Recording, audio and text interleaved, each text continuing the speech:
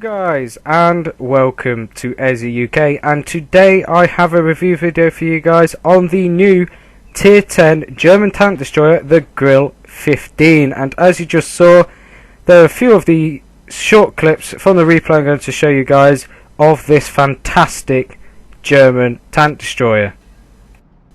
Also, before we start going into in-depth detail, this window is smaller than normal for the video, just because for some reason it won't let me go full screen. But anyway, back to the tank itself, and what a machine this is. It is replacing the Waffenträger Alpha E100 at Tier 10 on the German Tetra, just after the Waffle Tractor and the Rheinmetall Borsig. So it's a pretty decent tank, and it is actually a viable replacement. Anyway, we've got these new sort of things here, these bars, which just show the concealment, firepower, etc. of each tank. It's similar on the F3 and it just shows how good the parameters are for this tank.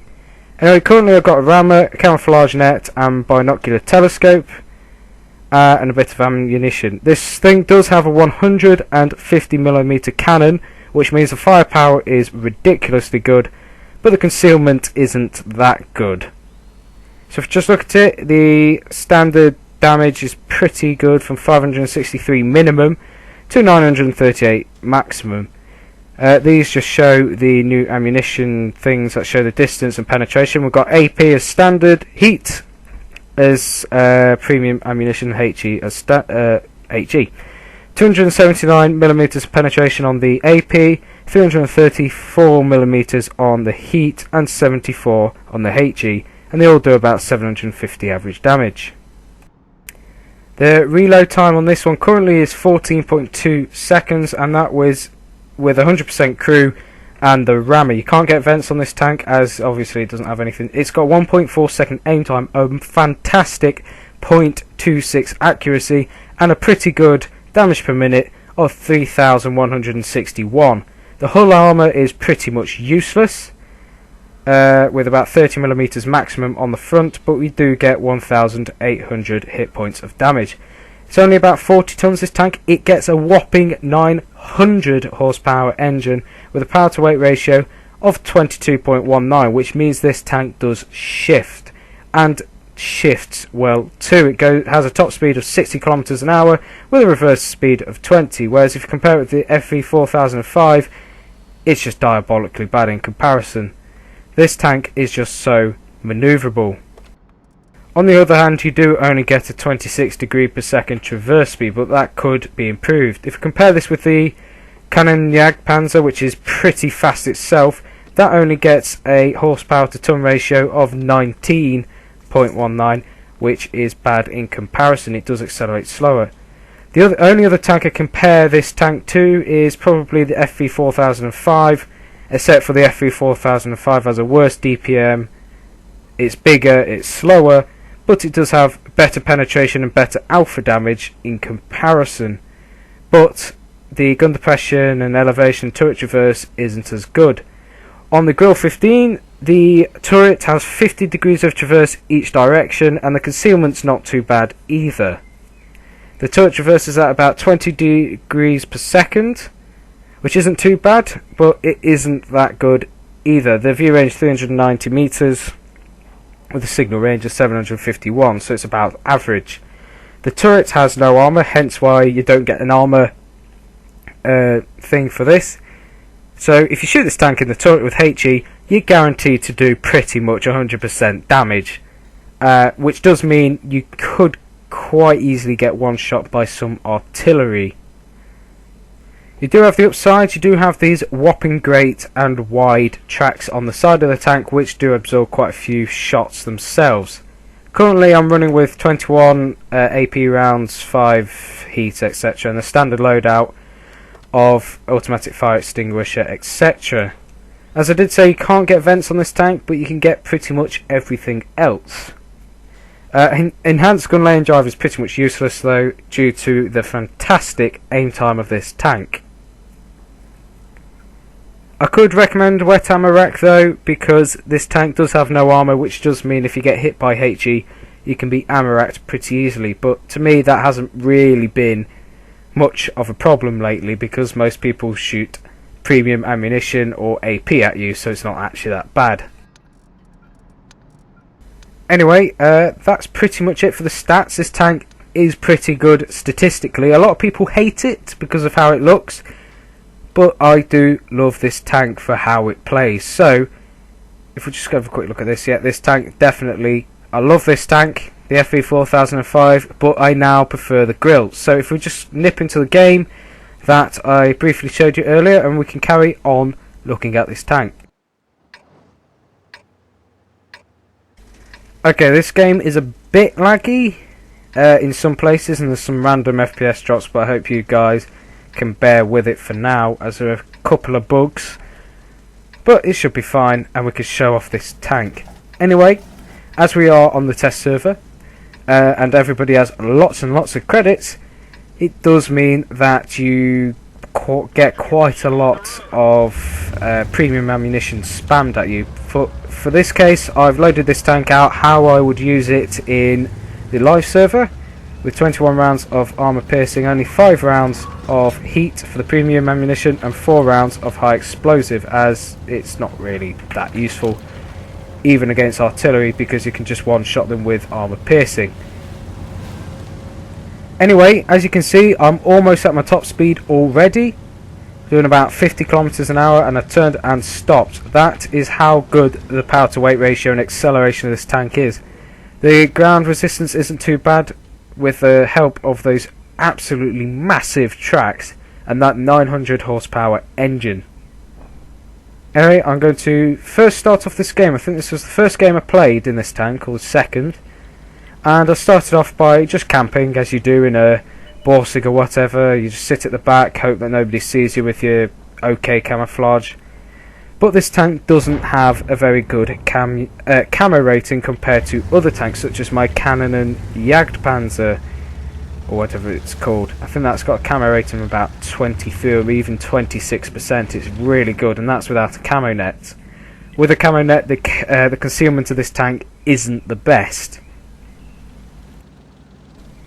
Anyway, it manoeuvres pretty well, so that does make up for it, except for when you do manoeuvre, you lose your camo net and your binocular telescope. With this tank, you could probably get away with just using coated optics. I haven't actually tested that yet. I ought to do that, really, but all I can say at the moment is, after playing more games since this with my current loadout, it's pretty good as it is now.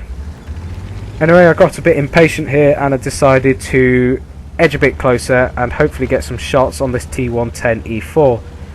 I decided to start off with armor piercing just to see how this works. So let's just see if we can line up this IS-7. Yeah, this is a stupid shot. That's the accuracy for you. It's an almost guaranteed hit every time, but obviously I was stupid and shot the turret of an IS-7. Anyway, I'm going to line up the T110E3. Lower plate, can I hit it? No. I missed the lower plate. This time I'm going to load some heat. Let's see how well heat ammunition does. It's not looking good, to be honest, at the penetration. So I'm going to aim for the lower plate again. Come on, gun, reload.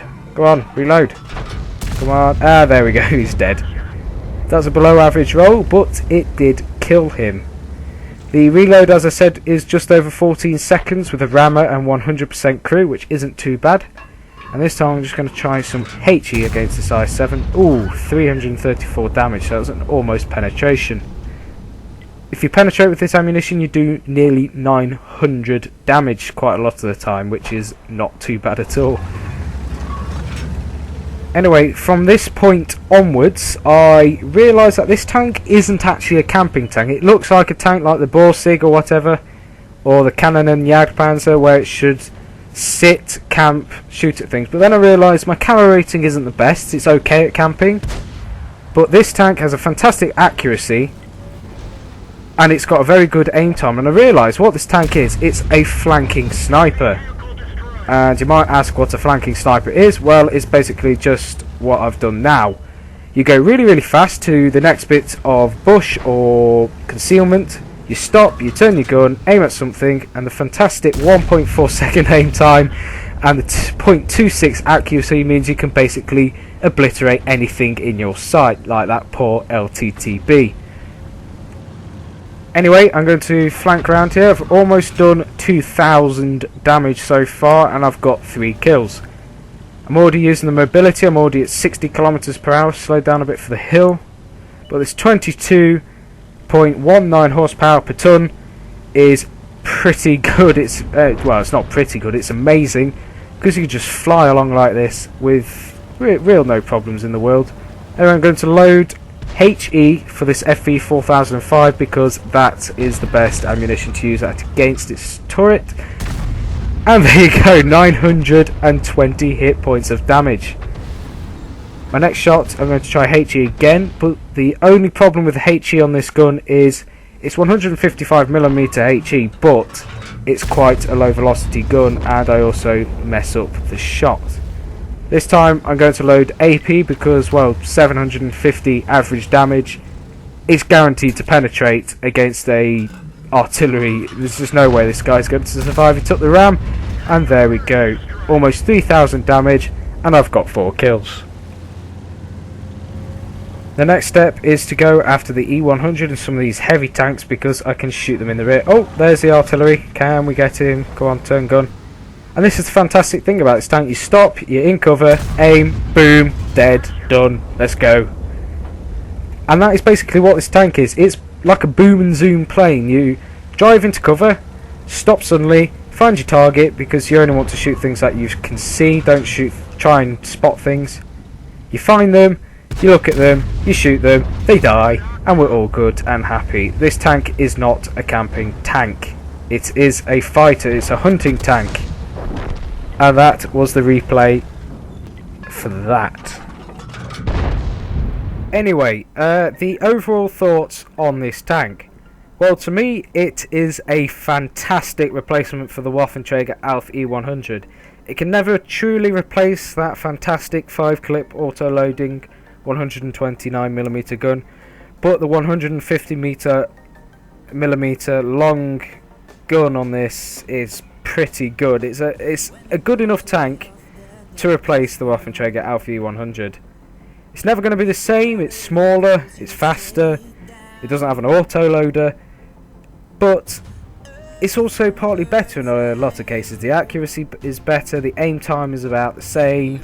It doesn't get a full traversing turret, but it does get a decent gun depression and elevation, and it's just generally it's a good tank. I can't think of too many bad things about this tank except for the camouflage, the way people play it, which is basically sniping. You need to use this as a flanking sniper, like I said in the video.